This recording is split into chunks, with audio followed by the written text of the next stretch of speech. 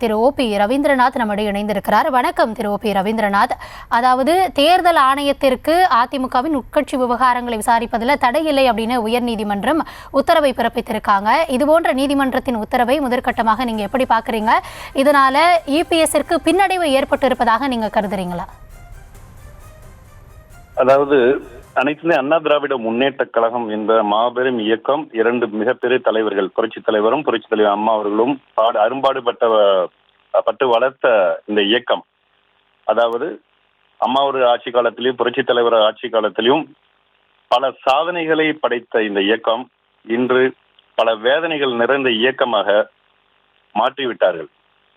இதுதான் ஒவ்வொருடைய தொண்டர்களுடைய மனதில் ஏக்கமாக இன்னைக்கு நிறைந்து கொண்டிருக்கின்றது. அததான் அருமையான செங்கோட்டையன் அவர்கள் கூட சொன்னாரு. புரட்சி தலைவர் புரட்சி தலைவி அம்மா அவர்களால் தான் அந்த அவிநாசி அத்திக்கடவு என்ற திட்டம் தொடங்கப்பட்டது. அவர்களுடைய படங்களை இல்லாமல் இன்னைக்கு அந்த பாராட்டு விழாவை நடத்துகிறார்கள் என்ற அவருடைய அந்த மனத்தினுடைய அடிமனத்தினுடைய அந்த இயக்கங்களை பிரதிபலிக்கும் வண்ணமாக அவருடைய அந்த பேச்சு இருந்தது.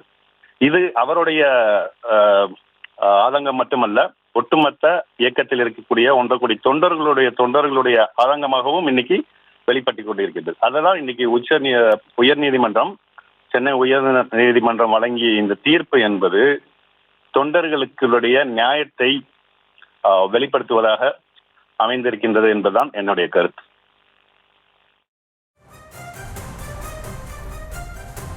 இணைப்பில் உங்களுடைய கருத்துக்களை பகிர்ந்து கொண்டமைக்கு நன்றி.